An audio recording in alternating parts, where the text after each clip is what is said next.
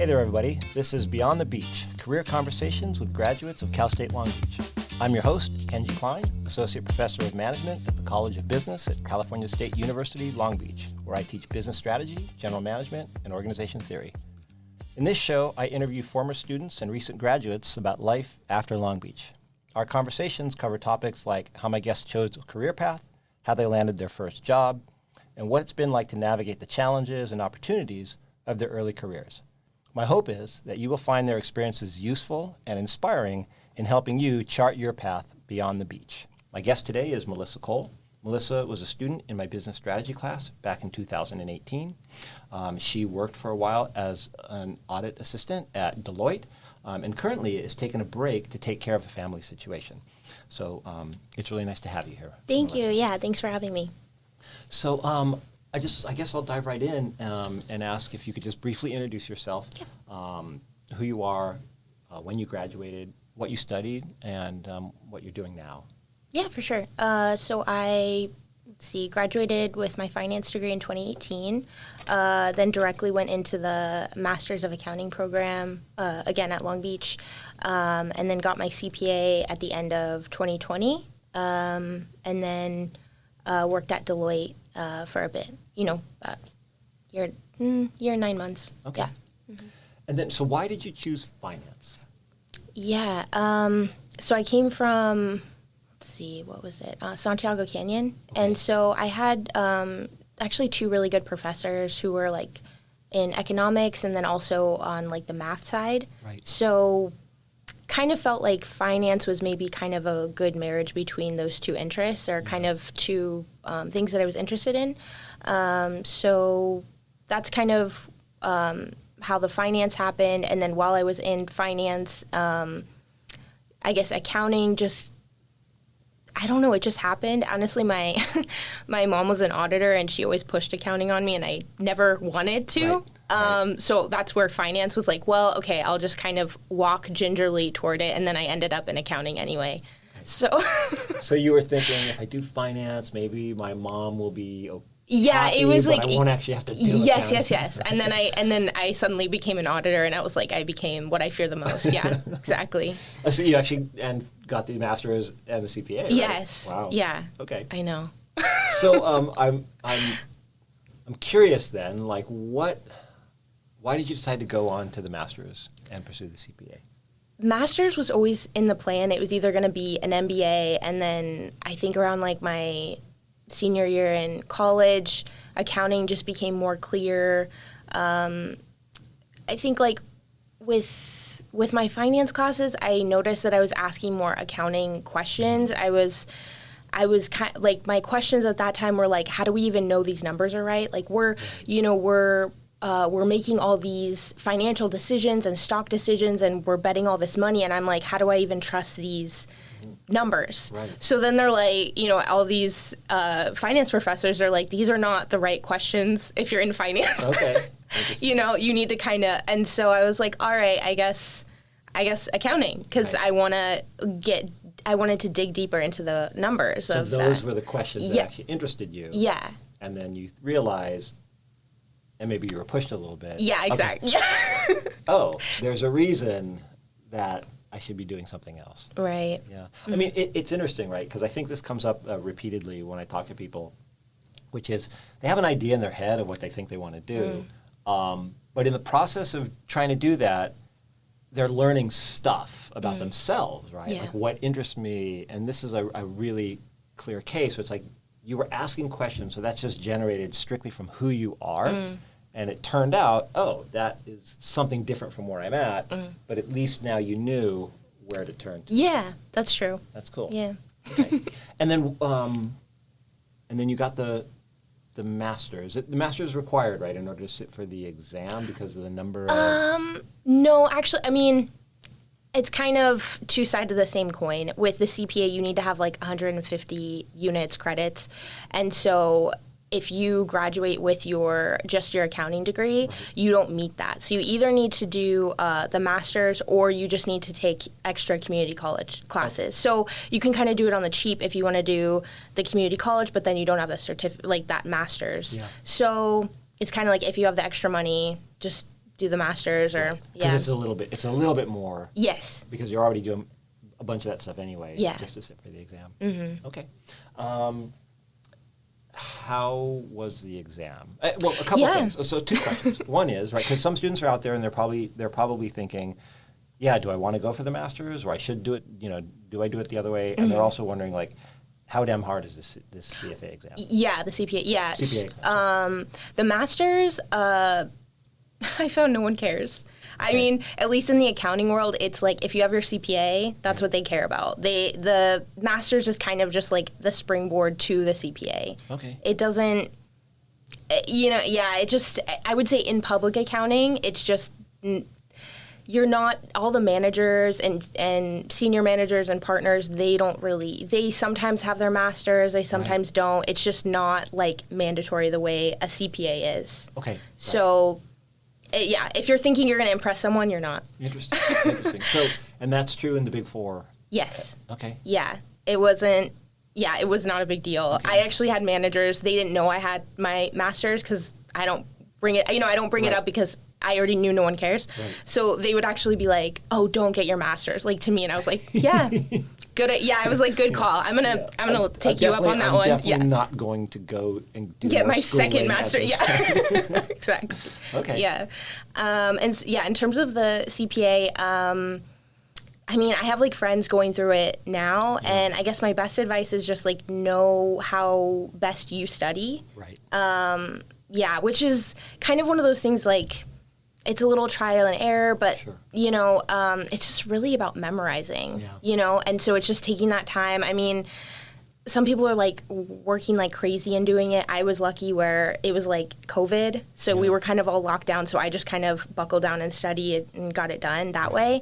But it's, looking back, it's, like, it's not that hard. It's more the mentality behind it. Right. It's just more of, like, I failed one of them. I failed audit. So it's like 4 parts, right? So I failed one of them, and it's kind of just, you just keep going. It's like you don't want to stay in that place of like, oh my gosh, like the setback. Right. So it's just one of those, it's just the mentality. It's like running a marathon. It's like anything else. You just, your body can do it, your mind can do it. You just have to keep pushing. Yeah.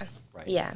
And it's and the way it's set up is you fail, if you fail one, you just wait a certain amount of time and then just take it again. Yeah, I mean, you can, now that I'm like thinking back, I don't think the waiting period is very long either. Maybe like 2 weeks at most. Yeah, it's. I mean, because the thing is like once you pass your first, you have 18 months to pass all of them. Okay. So it's more of just timing everything out to make sure that you don't lose one of the tests that you pass. Right, that would be like the worst scenario. Okay, interesting. Okay. Yeah. And then, how did you manage to get the job at Deloitte? Mm-hmm. What was that like? What were what did you rely on to get it? What was that process like? All of those kind of questions. So I had a pretty good GPA, like 3.8, I think, in my master's. So they really care about that. Yep. And then, let's see, I mean, it's really just who you know. Right. Because it's kind of like, anyone can have a good GPA. Yep. I mean, you work for it, but like it's doable if you can make it happen. Yeah.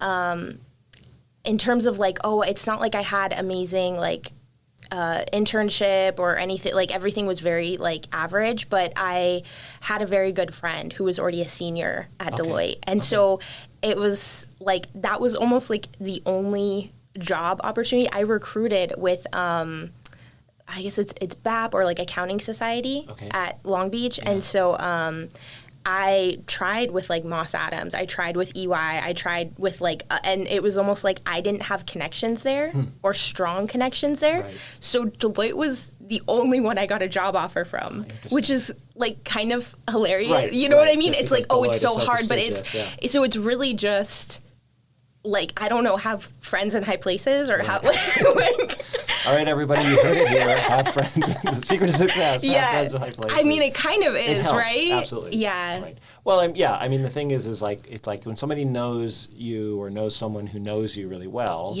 then, there's only so much information you get on a resume. Mm-hmm. And there's also like, how do you judge whether or not it's true? Right? Yeah. And so when you actually got a direct connection, that gives better information, right? You have more reliable information. Yeah, it does. And it's also just a little bit of favoritism. It's kind of like, I like this person and but it's a lot of assumptions that honestly ended up not to be that true. Like if you're friends with someone at Deloitte, it's assumed that, I must have a similar personality to that person. I must have a similar work ethic and values and all of these things. And I could not be more different than that person, right? We're friends because we went through the master's program and we had like a similar friend group. But in terms of like, he's this super high energy person. He's so social. I am not. So all of these like I think that's also like one of those things that was expected of me that I definitely did not fill.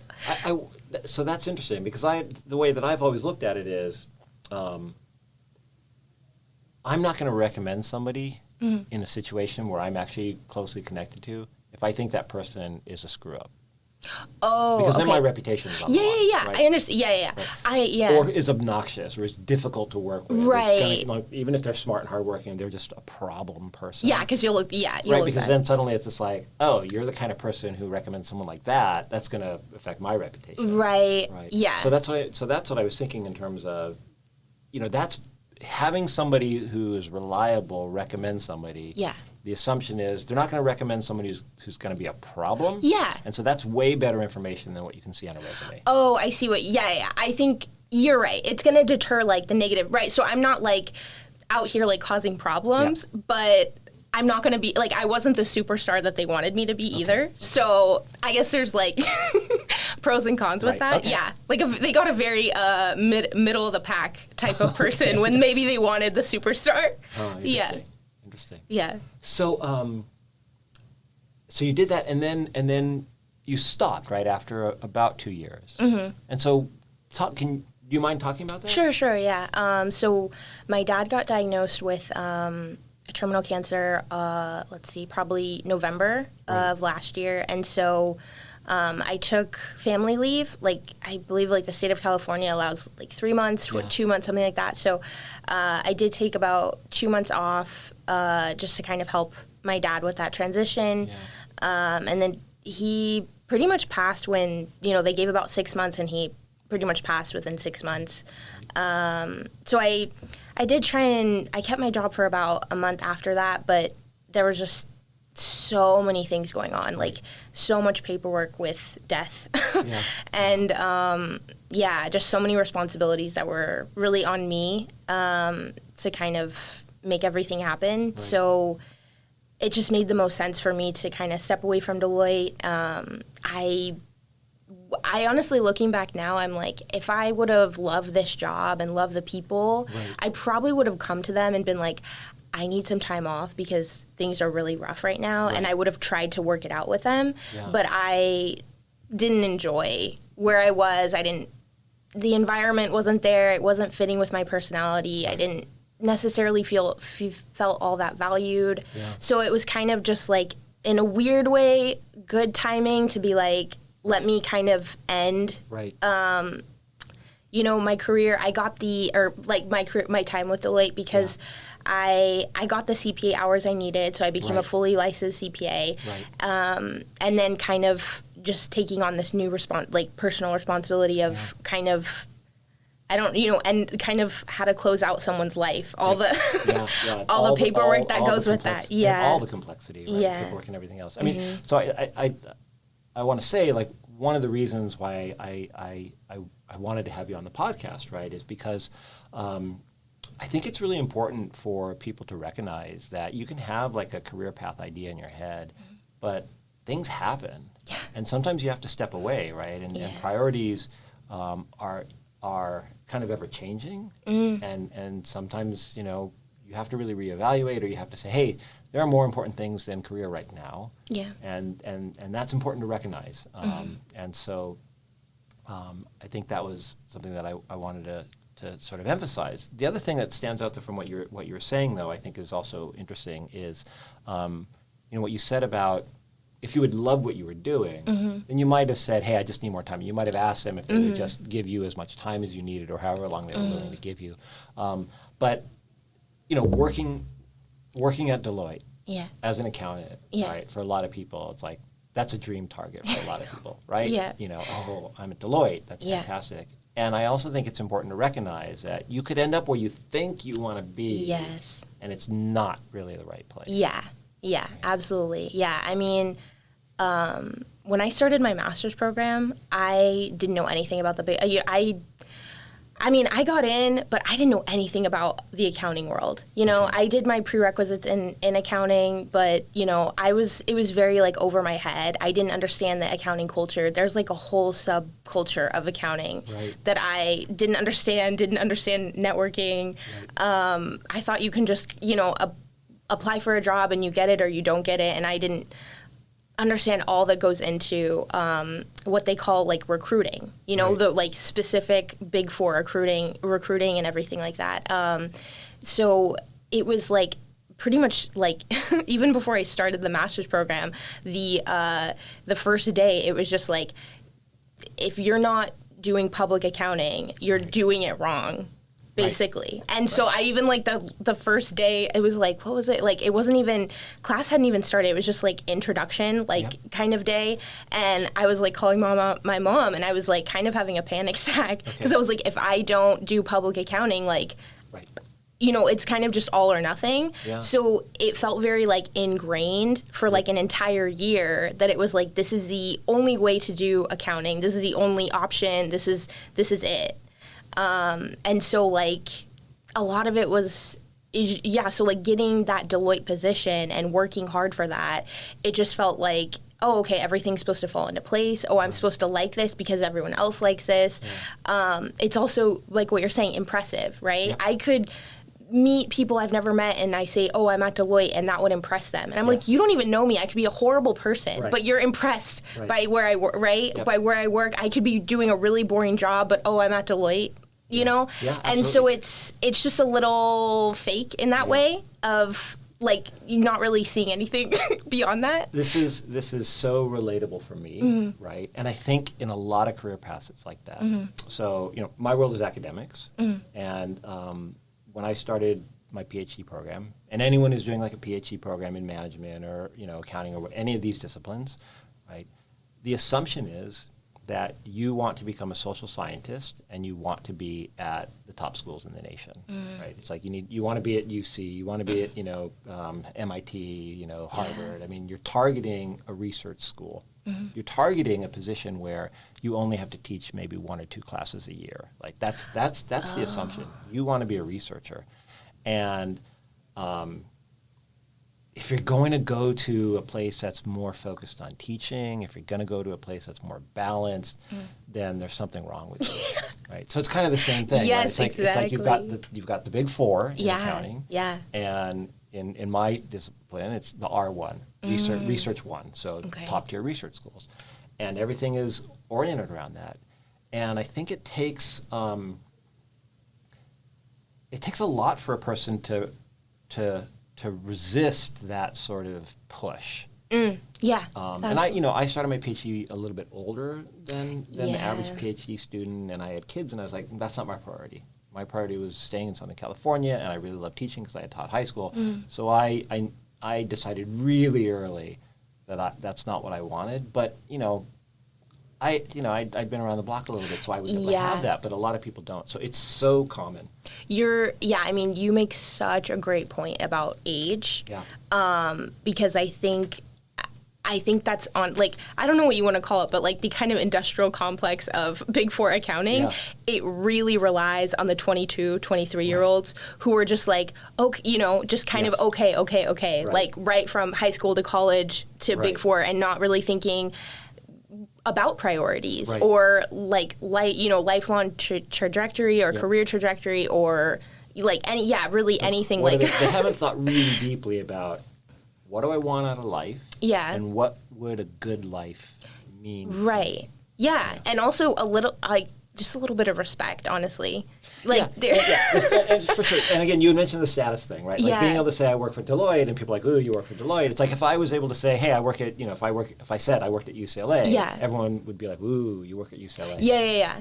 Oh no, I meant more of the respect of like, I mean, Big Four accounting is kind of known for like not necessarily, people. Yes. Sure. So it's a little bit of like there are times where I interned at like 22, 23, and I took I accepted treatment that I wouldn't at 28 now, or even like when I started at Deloitte at like 26, there were things that like I wasn't gonna accept or treatment, and I think there's a reason why they love to kind of, I don't know, buy in bulk of the 22, 23-year-old cohort. Yeah, they're more malleable and more compliant. Yeah. They're less likely to defend themselves, fight for them. Mm-hmm. Yeah, that's really interesting. Mm-hmm. So I'm wondering if you could then share with me a memorable challenge that you faced in your early career. Yeah, for sure. So at Deloitte, let's see, probably spring of 2022, I was working with a new senior who had just kind of, it's kind of common to take seniors from actually internationally and bring them over. So I want to pause for just a second. Mm-hmm. For people that aren't familiar with the way that public accounting firms are set up, right? Yeah. So it's like you've got a system in which you've got basically like senior partners. Is that right? It's like partners at the top. Okay, then you have senior managers. And then you have managers. Okay, and then you have seniors. Okay. I know. It's really horrible. Yeah. It's not like a law firm. It's more complicated. And then you have your staff 2 and staff 1 at the bottom. Okay. So I was at that time like still staff 1, about to be staff 2, but just think of me as very low totem pole. Okay. I'm way at the bottom. No, nothing is below me. Right. Okay. Type of situation. So my senior, so let's say two people above me. Right.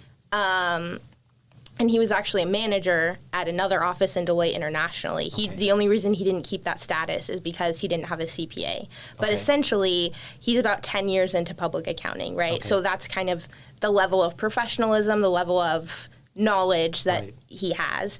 And so we were actually at the office. There was like another lesser ranking senior there as well who was male. So it's 2 males and myself.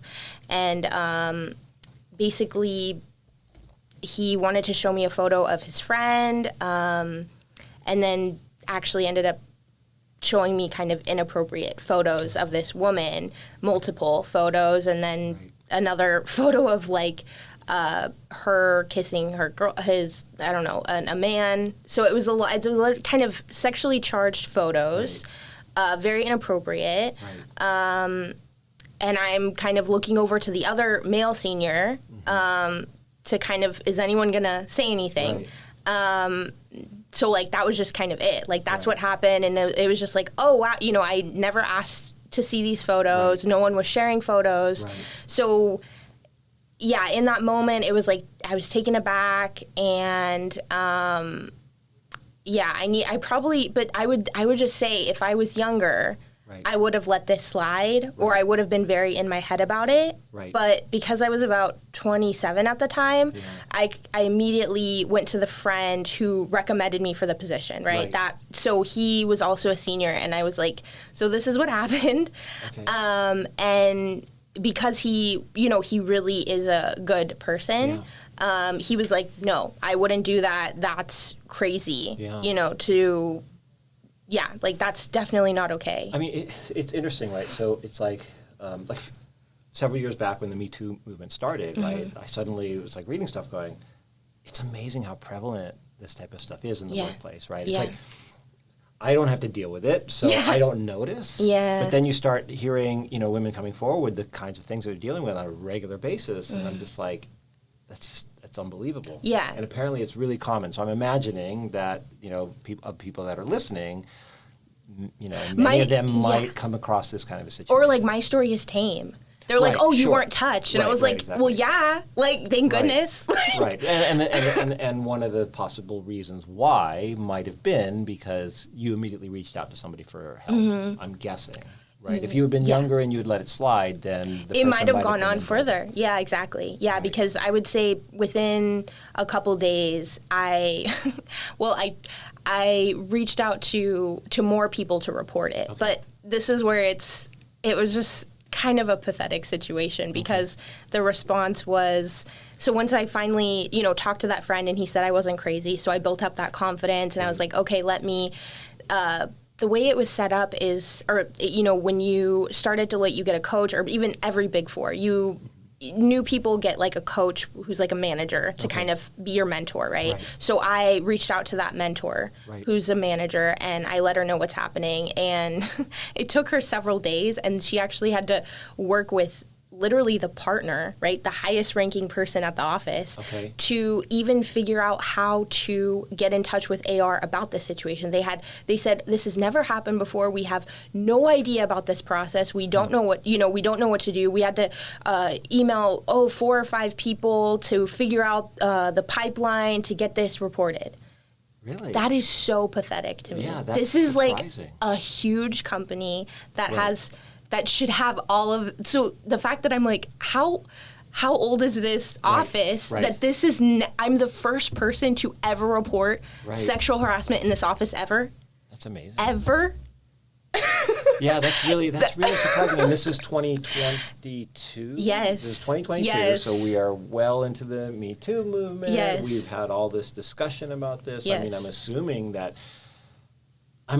there are mandatory trainings of some sort that are happening. Yes. And to have that and still they don't have a process in place for reporting is kind of unbelievable. Yeah. Especially at a company like Deloitte that's that big. Yeah. And I mean, as a discipline, accounting is filled with ideas about appropriate processes for doing things, right? Compliance is a huge thing. Where are the controls? Where are the controls? That's kind of unbelievable. Yeah. Wow. Yeah. So they had to figure out from scratch yes. how to handle this. They didn't know which in a weird way, I guess it made me feel better that I didn't know how to reach out because I was like, they don't know how to reach out. And then I was like, I hope they fix it. Right. I think it just made me really sad that I'm like, either no one has ever reported it. Because, let's just be real. Statistically, sexual harassment in that office has happened before. Right, for sure. So it's either the fact that no one has come forward. Right. Or they're straight up lying to me and saying, so I don't like any of those options. Right. That is just horrible. Right, because it means, if it's the first one, it means this is happening to a lot of people and they just don't feel confident enough to reach out to somebody. And maybe, like, in your situation, right, you had somebody who was close to you in a position of relative authority who you felt you could trust. So I can imagine if I was in that situation, if I was a woman, I was in that situation, I didn't have that. Yeah. And I was like a 2-year-old, 23-year-old, and I was just happy to be at Deloitte. Yeah. You're going to take it. You're going to say cool. I might be like, I don't know what to do. I'm just going to keep my mouth shut and hope it doesn't get worse. Yeah. Yeah. Exactly. Interesting. Yeah. So did it get resolved eventually, or?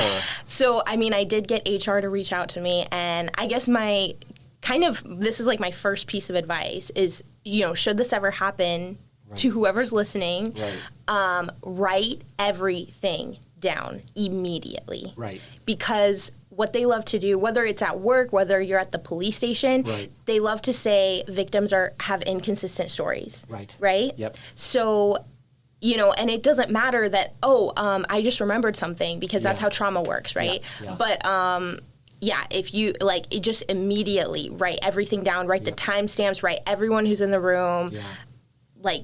Location, date, everything. So I got lucky, and I have a friend not part of public accounting who was helping me to kind of go through this process, but she immediately told me document everything. So when I met with HR weeks later, because they were so slow, and maybe things weren't fresh, right? And a million things can happen. If you had not written it down, and you're going weeks later. Yes. Yeah, Yeah, and then suddenly you don't look like a reputable source. Right. There's things in this for sure. I'm not saying it's intentional, but I'm just saying the way the system is, it's not necessarily built for you. Right. So and that's also interesting. I mean, I think one of the things I worry about hearing this, though, is, in your situation, it didn't progress to anything physical, right? But if somebody had been victimized at the physical level, it's potentially the trauma from that would be deep enough that in order to sort of keep a level head enough about it to write everything down might be really hard. Yeah. Right? Because it's like the last thing you want to do is think relive about it. what happened, right? Absolutely. So that's really tough, but I guess probably it's the only way to make sure that you can protect yourself. Yeah, unfortunately. The story needs to sound consistent. Yeah, truly. I mean, you make a good point. It's the system is not built for the victim at all in any form. Man, I'm sorry to hear that. But eventually, because you had done these things, because you had clear documentation. Yeah, because I had all of that, I mean, it was crazy because so whoever was assigned to my case, they kind of weren't responding to emails, and then I reached out to the partner who kind of helped me initiate this, right? And I kind of said, nothing's getting done. And for me as a staff to reach out to a partner is like me really sticking my neck out and me basically saying like, I probably have one card to play and this is it and we're never going to talk again. And like, that's like this is my one ticket. So when I did that, then she reached out to HR and they were like, oh, well, your case manager left the company. So then it was like, who has my case? Okay, this other woman has my case now. But they didn't tell you that had happened. I might have gotten one email, but no one ever, but then like that person didn't it was like getting pushed back by people. Some of the people listening to this are majoring in HR, so think carefully about these kinds of things. Please. Yeah, be better. So when I got this new woman, I just got a phone call from her, and it was just like, the matter's been resolved.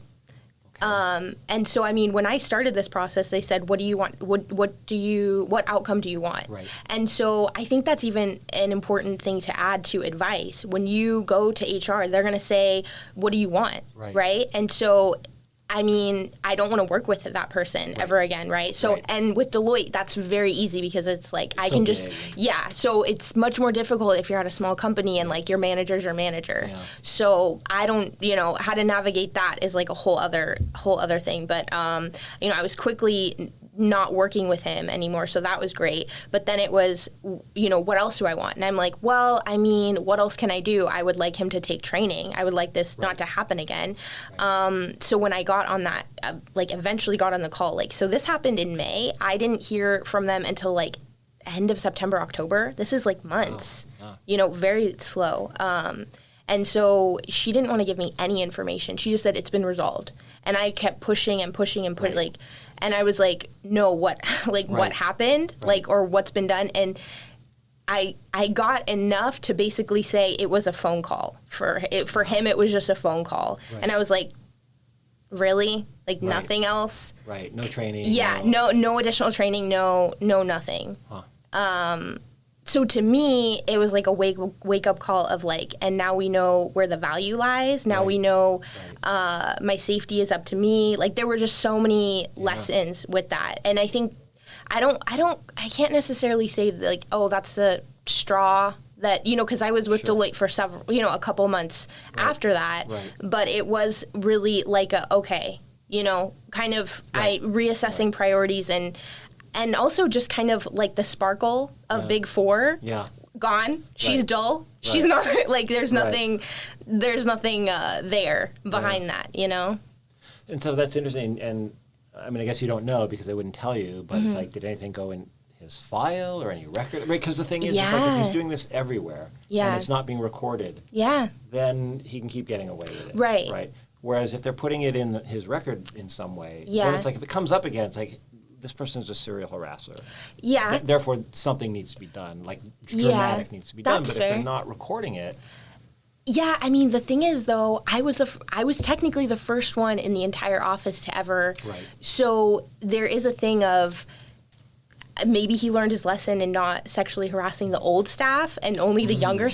There's so many weird things about it even has to get reported for it to even get recorded on his. So there's that. It's also because he's like 10 years in the industry, it was very clear that he has much more value to bring than I do. Sure. So he's going to be protected and I'm not. Yeah. So there was like that aspect too of like he gets way more leeway than I ever would in that context. Yeah. Yeah, that's really dark because, I mean, some things, right, should be independent of those other things. Yeah. Right? There's certain things that are like right and wrong. And so that's just, it's worrisome to think that that's what many of our workplaces are like. Yeah. And yeah, I mean, it's tough to think about because it's like, I mean, I don't want to make generalizations. Men get harassed as well. But with women, it's kind of like, I mean, you know, how do I move up in a workplace? You know, if I really enjoyed being at Deloitte and this was the only issue I ever had, how do I feel safe and empowered and motivated to keep going? Yeah. You know, in a like workplace that I don't feel safe in. Right. Yeah, that's a really profound question. Yeah. Right. If that's a career path that's really important to a person and that's what they want to do, and this is the one thing, it's like, you shouldn't have to be worrying about that. That shouldn't be your barrier. Yeah. In that career. Yeah. Wow. So that was one of the things that just like kind of like added to this feeling that this was not the right place for you. Yeah, it was that. I guess I should also mention that kind of during this process, I kept this information pretty much to myself until I found out the result. And then I did start, it wasn't all across the office, but I did start telling people just because, like, close friends who were not going to spread it around. But I had a senior manager at the time who found out because he was on the project as well. Yeah. And I didn't know that he knew because I didn't, you know, you're in the moment and it was like, several weeks had passed, and so I didn't know, it wasn't top of mind. Sure. But he, like, in passing, mentioned, oh, you know, you don't want to be alone with seniors because you don't want a he said, she said situation. And it was, like, weird and out of context, and then suddenly I was like, oh, he knows. Right. You know, oh, the partner told, you know, because he was working with the partner, and so I'm like, and then it was, like, crazy that he said that because staff and seniors, like, managers pop in and out. But staff and seniors, we have to work really closely together. Right. We're doing the bulk of the work. Right. So it was kind of the most, it was, like, it was not even, like, a logical thing to say. If he was talking about work, it wasn't possible. So that's why it was so clear that he was talking about kind of that it was my fault that I was alone with a senior. Right. And that's why this happened. Right. Or that you're being too sensitive. There was it's however you want to interpret it, but it was not work. It was not talking about work. Yeah. Right, so again, that's one more thing that it's like, as you think about being in a career or being in a place, it's like, oh, am I going to have to deal with this every day? Right. Or every, you know, this is one person who said this? Like, how many more people are going to say something like this to me? And these are not, like, that senior manager became a managing director, which is equivalent to a partner. Right. So that's the tone at the top. Yeah. Yeah. Yeah, that's really a shame. And I also wonder, are there certain industries where this is more, like you hear, for example, in tech, this is a huge problem in tech. It's like the kind of people that are, you know, in software programming, example, it's like the kind of people who are drawn to that tend to be a certain profile. They don't have much interaction with women, and so there are these problems. You know, you hear iBanking, investment banking, Wall Street is terrible in this way. You hear about this all the time. I don't know if accounting is typical or atypical for either way. It's just I don't hear much. I know. I mean, I go on Reddit, like, once this happened, I went on Reddit to kind of see, but, you know, some would say, like, Reddit is, people have different, you know, opposing views of Reddit, right? It's however you feel, but I believe it's common. It's just, it's either reported, and it's a lot of what I got in terms of just kind of red tape and a lot of, like, we'll deal with it internally, or people don't report it, you know? But I genuinely do think it's common. Yeah. That's a shame. Yeah. So, So that was one of the things that made you think. Obviously, you had the situation with your father, and this happened. Yeah. And so you weren't happy at work, and you needed to take care of other stuff. Was there other stuff about work, like up until that happened, right? You were already feeling this was not really the place for you, right? Yeah. So what was that about? Why didn't it fit? What did you like? What didn't you like? You know, what's going on there? Yeah, I think it was maybe me not being realistic about who I am and my values, and then I think it's just living in reality, right? Instead of like, I think, you know, what we were going back to before in terms of just like everyone wants this, and then but kind of realizing like if I'm an introverted person, do I want the same things as an extrovert, or you know, all of these things. So for me, like the biggest one of a really big barrier was just like you're working 60, 70, 80 hours, right? And then it's very expected of you to be very social and go out with coworkers and do dinners and things like that. And like people consider those perks. People say, oh, your Deloitte's covering drinks. Like, you know, they're covering drinks, oh, steak dinners, all this stuff. I don't care. Like, I know that's lame, right? But I'll just do pizza and beer with friends. Rather than, I don't want to see your face. I've been seeing you for 80 hours. I've been seeing you 80 hours a week. I don't want to see you. Like, I see, you know? But I was literally the Lone Ranger with that opinion. I wasn't like that. I didn't, obviously, I don't want to see you, but I just said, like, oh, I'm tired, you know, I'm tired, you know?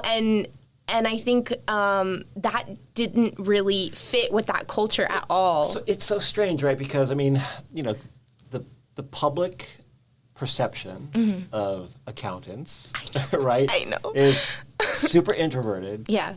Want to work with numbers and don't want to interact with other people. Right? And so, you know, one would assume that at the Big Four, you would be surrounded by people who want to work with numbers and don't want to interact with people. And where you don't have this pressure to socialize. But what you're saying is there actually is this pressure to socialize, and really navigating that is much better or easier as an extrovert than as an introvert. Yes.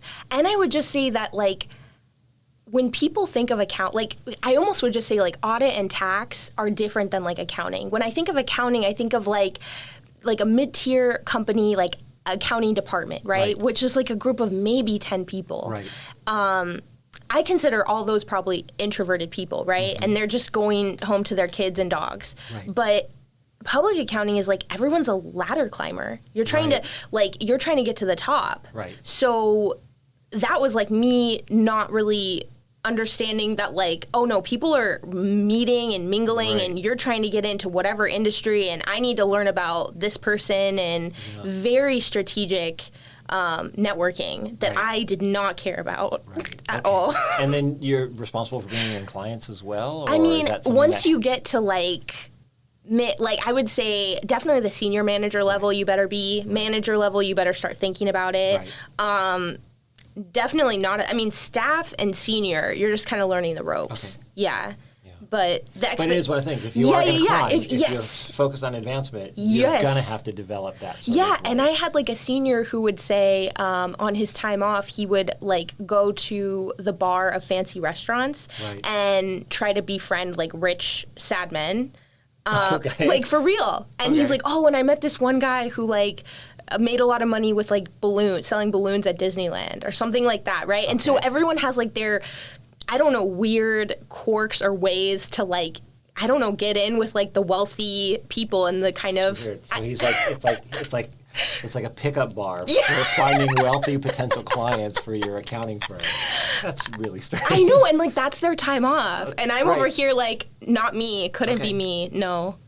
No. So that's actually really, I think that's a really useful piece of information for someone who's thinking about accounting, right? So it's like, if that's not your thing, then probably like the Big Four, in those particular things, not going to be what you want to do. I mean, but the thing, it's so dependent on the office, because I have a friend at a different Big Four, and she's in tax, and I asked her, I was like, are you pressured to do all these networking events and things like that? And she's like, so far, no. So you just need to kind of like get to know like I don't know who you're going to be working, Right. you know, and really instead of thinking like whatever Big Four or whatever public accounting, think more I don't know, like more niche or think more in the details of Right. like who will actually be your manager. Right. So local office Yes. or those particular people. Yeah. And figure out what the culture is. Yes. Yeah, But definitely. it's interesting, right? Because the way it works is you don't necessarily interview for a particular local office. Right? Ye- You're trying to get into the company and then Yeah. they assign you a Well, location, no, or- actually, I got into the local office. I see. Yeah, Okay. but honestly, the friend that got me into that office, Right. he's very extroverted. He fits into the office. Right. So Right. like all the clues were there. I was just Right. like, no, this is great. You know, I Yeah. got the rose-colored glasses on, Yeah. so it's like if you're aware of it, you'll see it. But if you don't want to see it, you won't. You won't. Yeah, Yep. yeah, yeah. Yes. And I will say that like pretty much just another example of this is I had a PTO that I had like you know Paid before time off. paid Yep. time off, and I had we call it like an audit dinner, so it's like end of audit, so you put in all these hours Yeah. and then you kind of celebrate and go out to dinner with all the people that you've been working with for hours, right? And it's fancy, it's hundreds of dollars of worth of this great dinner, and I had PTO that day, so I had time off that day, so I was like, oh, I can't go because I'm on PTO. Right. And they were like, no, you can still go on PTO. Are you traveling? Like, that's the only valid excuse for me not to go. And I said, yeah, I'm traveling. I wasn't traveling. Right. I don't want to see you if it's my day off. Yeah. What? Yeah. Like, but I was the only one who thought that way. Everyone else was like, oh, it's free dinner. Oh, it's time to network. Right. Like, even if it's literally my day off, Huh. so it was just a completely different mindset. Do you think you would have felt different if you really enjoyed the people that you were working with? Or do you think you just might have been, no, it's just like, there's a certain point at which I'm overloaded and I need to go home and recharge my batteries by being by myself? I would say a bit of both, Right. but the people that work really well at the Big Four or like networking, those are just not people I click with because they're so type A. Yeah. I think at one point I was type A, Right. but you just kind of mellow and you're just kind of like, it's not that serious. I don't need to be constantly in a state of trying to climb up the corporate ladder. Yeah. You know, like it's like I need a break, and I feel like no one else really can like understand taking a break the way that I need to take a break. Right. So I get what you're saying. Yeah, if I did enjoy them, but for me, and I think this is again why I didn't fit in.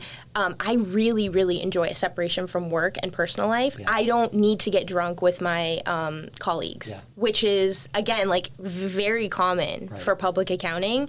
I think that's where you get into a ton of issues. I think that's where more sexual harassment happens, and you know what I mean. I think there should honestly be a nice, healthy boundary of Yeah. like, okay, I'm gonna go home and I can choose to do what I want to do with my friends and family Right. over here. Yeah. Separate. Yeah, I mean, it's interesting. I'm the same. Like, so in our department, right, we've got really wonderful colleagues, and we really enjoy each other's company. But I do not want to spend all my time. Right? And when winter break comes, and I'm just like, hey, I'll see you guys in a month. Yeah, right? yeah, And I'm yeah. really happy to see them again after that month Yeah. is over.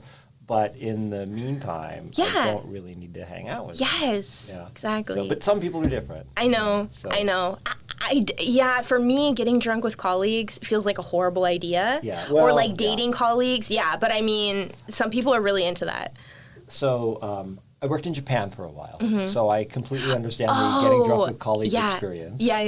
And it was fun for a little bit, but it got old really, really fast. Not to mention, like, my liver was not going to make it if I stayed in Japan. It was one of the reasons I left. I was like, I'm going to die from liver disease if I stay in Japan, because it was drinking every night kind of stuff. Wow. Yeah. Okay. Yeah. And and I do not. I don't drink much anymore. Yeah. Right? That's the Yeah. thing.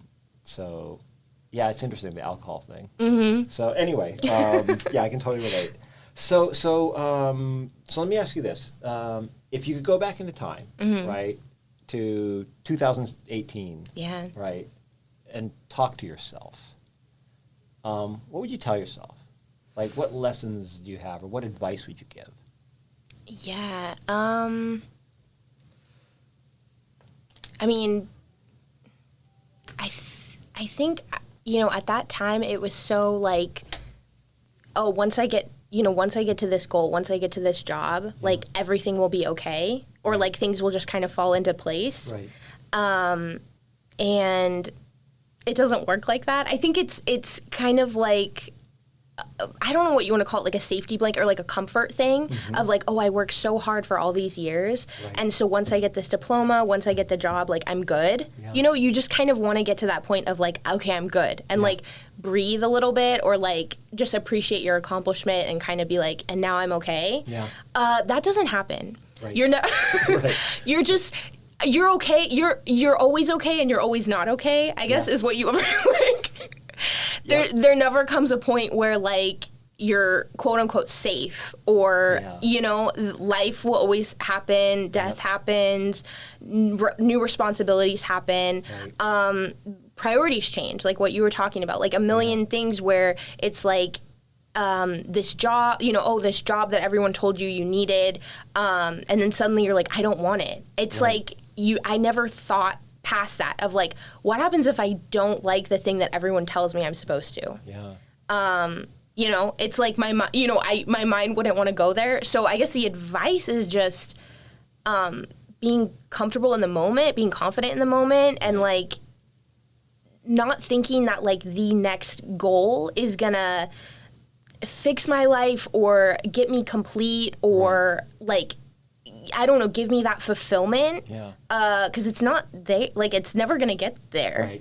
Right. Well, I mean, it's interesting too, because I think in some ways we're trained to think about wanting to be in the ideal state. Like this is the situation I want to be in. And when I'm in the situation, everything will be good. Yeah. Instead of thinking about everything is an ongoing process. There's not a state that you're in. You're just always moving through wherever you're at, and it's the moving through it that's got to be satisfying. Yeah. Right? Because it's not like you just get there and then you're there. Because then when you're there, then what? Right? So there's always a then what. Yes. And so.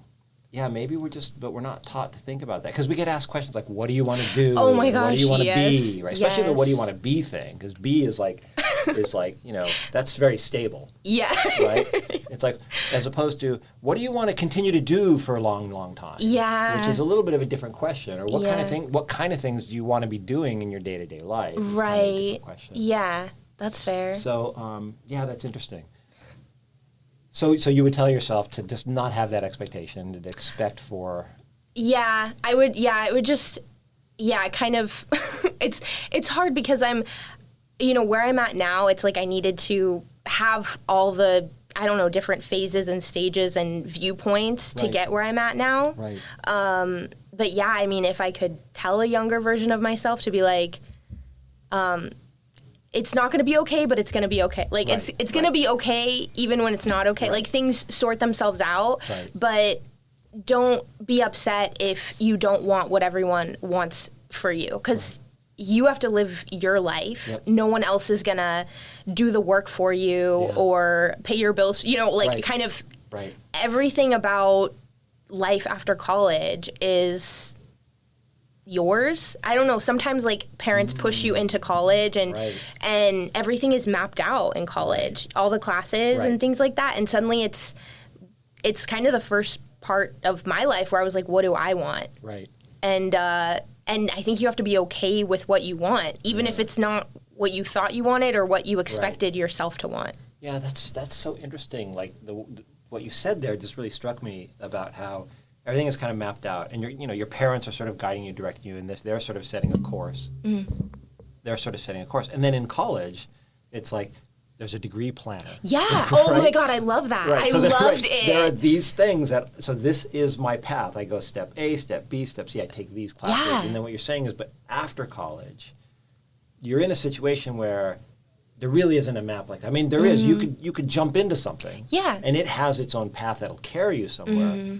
But it may be the first time that you actually have an opportunity to sort of look around and go, is this really the steps that I actually want to take in my life? Or maybe I need to be open to some other possibilities. Yeah. And even even people who maybe like tried to get into public accounting and it didn't work. I mean, I have like the friend who's at the Big Four now. I mean, she was at a small firm and then she did that for like 4 years and now she's at the Big Four. So, I mean, if you have like an idea of you're like, I absolutely want to be here, like there's a million ways to get there, and the timing doesn't have to be right out of college. Like it's just not like pigeonholing yourself into being like, the timeline has to be this and like it has to be XYZ. It's like there's a million ways to get to 4, right? Yeah. It's So so I guess that leads to that question of like, what are you going to do next? Right? So I mean, because right now, right, you're still, I mean, you're taking care of your family's stuff, right? Your father passed away. You've got to deal with the entire estate situation and all that stuff. Yeah.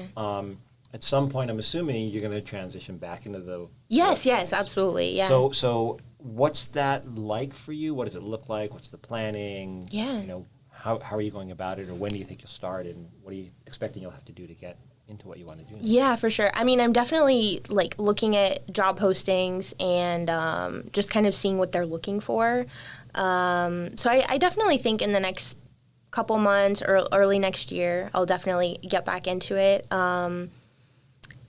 I go back and forth. I mean, public accounting is kind of easy to get into. Once you're in it, they would love someone from Deloitte at a smaller mid-tier firm, know? So it's kind of almost too easy. Like, if I could get a job at any small public accounting firm. So because you have like, that name. Yeah, like tomorrow, right? And then I'm like, do I want that though? Right. Because I'm sure I could shop around and the culture could be nicer or better or different, but it's also that that type of work, that type of schedule, like busy season, and and honestly, that culture of networking, I've talked to different, even smaller mid-tier firms.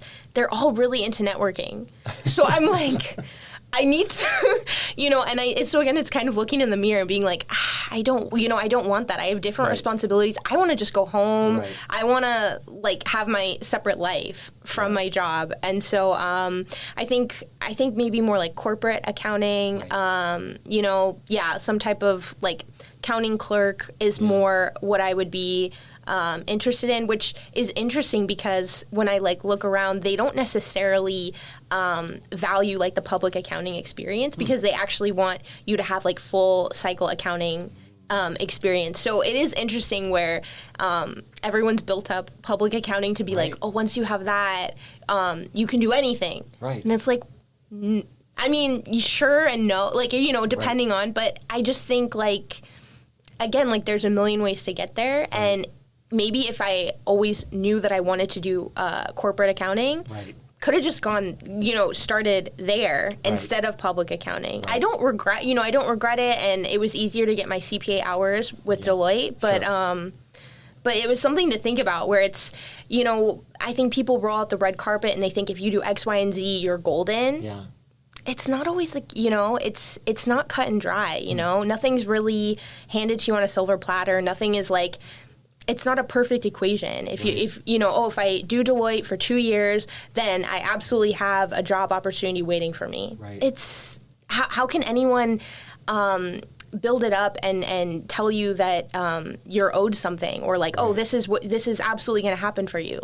They're lying to you. That's not that's not how life works. So it's a line on your resume. It is a tool. It has some advantages, just like other things, right? Yes. So it's going to get weighed against all these things. But at the end of the day, you've got to put the pieces together and figure out what it is you're going to do, and then figure out how to map what you're able to do with what they're looking for. Yeah, exactly. And then make the case and then execute. Yes, exactly. Yeah.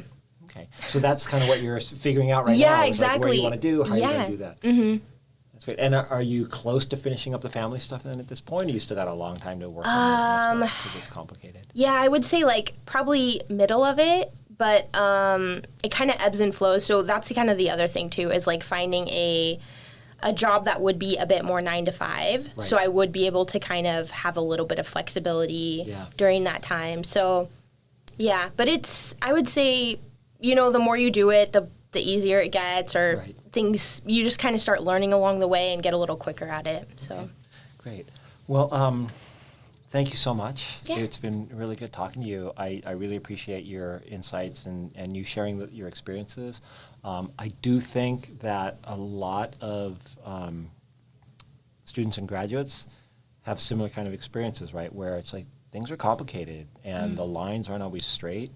And I think it's really important for people to know that and understand that life moves the way it moves, and you just have to be prepared and keep going forward. yeah, absolutely. Yeah. So I appreciate your sharing that perspective on, and it was really great talking to you again and seeing you after, was it 5 years? I 5 or know, 6 years? crazy. Yeah, it's So, good to see you too. yeah, thank you so much for coming in. Thank you. Thank you all for joining us today at Beyond the Beach. I hope you enjoyed the conversation as much as I did. And if you're enjoying the show, please consider subscribing on Spotify, Apple, YouTube, or wherever you get your podcast. And for those of you who want to go the extra mile, please consider leaving a review or comment. I'd love to know what you think. Thank you.